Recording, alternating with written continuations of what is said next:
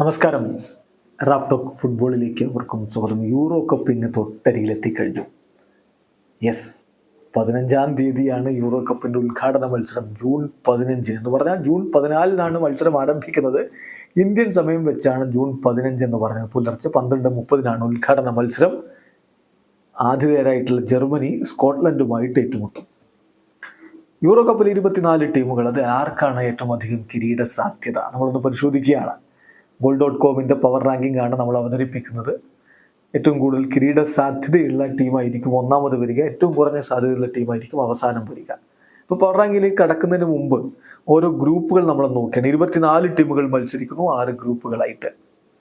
Group എയിൽ ജർമ്മനിക്കൊപ്പമാണ് സ്കോട്ട്ലൻഡും ഹംഗറിയും സ്വിറ്റ്സർലൻഡും ഉള്ളതെങ്കിൽ group ബിയിൽ സ്പെയിനും ക്രൊയേഷ്യയും ഇറ്റലിയും അൽബേനിയയുമാണുള്ളത്. ഗ്രൂപ്പ് സിയിൽ Slovenia, Denmark, Serbia, England. Group ഡിയിൽ Poland, Netherlands, Austria, France. Group ഇയിൽ ബെൽജിയം, സ്ലൊവേക്കിയ, റൊമേനിയ, യുക്രൈൻ.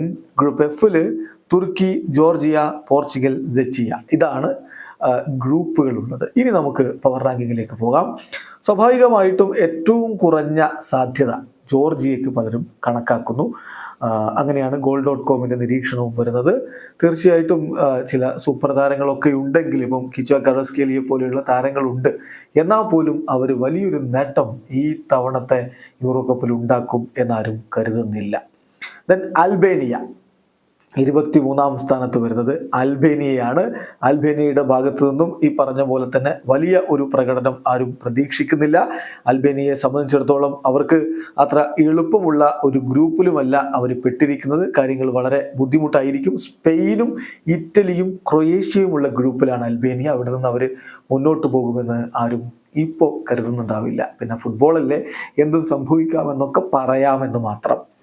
22 നമ്മൾ പോളണ്ടിനെയാണ് കാണുന്നത്. പോളണ്ട് തീർച്ചയായിട്ടും മികച്ച താരങ്ങളുള്ള ടീം തന്നെയാണ്. പക്ഷേ അവരെ സംബന്ധിച്ചിടത്തോളം ഇത്തവണത്തെ ഈ ഒരു യൂറോ കപ്പ് അത്ര എളുപ്പമായിരിക്കില്ല. അവരുടെ ഗ്രൂപ്പ് എന്ന് പറയുന്നത് വളരെ കടുത്ത ഗ്രൂപ്പാണെന്ന കാര്യം കൂടി നോക്കുക. നെതർലൻഡ്സും ഫ്രാൻസും അവരുടെ ഗ്രൂപ്പിലുണ്ട്. പിന്നെ ഓസ്ട്രിയ കൂടി വരുന്നു. അപ്പോൾ പോളണ്ട്, നെതർലൻഡ്സ്, ഓസ്ട്രിയ, ഫ്രാൻസ്, അങ്ങനെയാണ് ഗ്രൂപ്പ് ഡി വരുന്നത്. സോ അവർക്ക് മുന്നോട്ട് പോവുക എന്നുള്ളത് ബുദ്ധിമുട്ടായിരിക്കും. ദെൻ 21 സെർബിയയാണ് 21-ാം സ്ഥാനത്ത്. ദെൻ 20-ാം സ്ഥാനത്ത് സ്കോട്ട്ലൻഡിനെ സംബന്ധിച്ചിടത്തോളം അവർ ഇത്തവണ മികച്ച ഒരു ഗ്രൂപ്പിൽ തന്നെ വരുന്നു. ജർമ്മനിയുടെ ഗ്രൂപ്പിലാണ്. ജർമ്മനിയും ഹംഗറിയും സ്വിറ്റ്സർലൻഡും ഉൾപ്പെടുന്ന ഗ്രൂപ്പിലാണ് സ്കോട്ട്ലൻഡ് ഉള്ളത്. മുന്നോട്ട് പോക്ക് ബുദ്ധിമുട്ടായിരിക്കും എന്ന് തന്നെയാണ് പലരും പരിഗണിക്കുന്നത്. 19-ാം സ്ഥാനത്താണ് റൊമേനിയ വരുന്നതെങ്കിൽ പവർ റാങ്കിങ്ങിൽ 18-ാം സ്ഥാനത്താണ് സ്ലൊവേനിയ ഉള്ളത്. 17-ാം സ്ഥാനത്താണ് ചെക്ക് റിപ്പബ്ലിക് അഥവാ സെച്ചിയ വരുന്നത്. അവരെ സംബന്ധിച്ചിടത്തോളം കാര്യങ്ങൾ ഒട്ടും എളുപ്പമല്ല. കാരണം പോർച്ചുഗലൊക്കെ അടങ്ങുന്ന ഒരു മികച്ച ഗ്രൂപ്പിലാണ് അവർ ഉൾപ്പെട്ടിരിക്കുന്നത്. അവരുടെ ഗ്രൂപ്പ് എന്ന് പറയുന്നത് തുർക്കി, ജോർജിയ, പോർച്ചുഗൽ, സെച്ചിയ. അതാണ് ഗ്രൂപ്പ്. കാര്യങ്ങൾ എളുപ്പമല്ല എന്നർത്ഥം. ഏതായാലും അവരാണ് 17-ാം സ്ഥാനത്ത് വരുന്നത്. പിന്നെ 16-ാം സ്ഥാനത്ത് സ്വിറ്റ്സർലൻഡ്. പവർ റാങ്കിങ്ങിൽ 15-ാം സ്ഥാനത്താണ് സ്ലൊവേക്കിയ. 14-ാം സ്ഥാനത്ത് യുക്രൈന്. പിന്നെ 13-ാം സ്ഥാനത്ത് തുർക്കി വരുന്നു. 12-ാം സ്ഥാനത്ത് ഡെൻമാർക്ക്. 11-ാം സ്ഥാനത്താണ് ക്രൊയേഷ്യ ഉള്ളത്. തീർച്ചയായിട്ടും ക്രൊയേഷ്യക്ക് സാധ്യത ഒരുപാട് പേര് കാണുന്നുണ്ടാവും. പക്ഷേ കാര്യങ്ങൾ ഇത്തവണ അത്ര എളുപ്പമല്ല എന്ന കാര്യം കൂടി ശ്രദ്ധിക്കുക. കാരണം സ്പെയിനും ഇറ്റലിയും ഉൾപ്പെടുന്ന ഗ്രൂപ്പിലാണ് അവരുള്ളത്.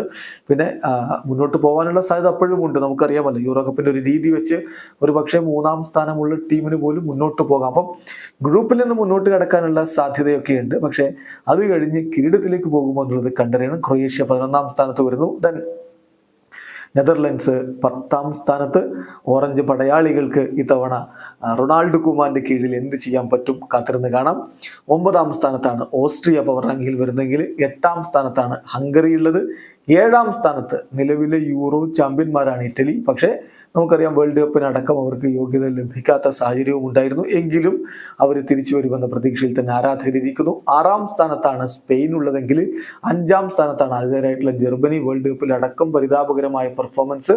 അതിനുശേഷമുള്ള മത്സരങ്ങളിലും അവർ അത്ര നല്ല പ്രകടനമല്ല നടത്തിയത്. പക്ഷെ പിന്നീട് ഇപ്പോൾ അവർ വിജയവഴിയിലേക്ക് വരുന്നു. ആരാധകർ എന്തായാലും വലിയ ആത്മവിശ്വാസത്തിലാണുള്ളത്.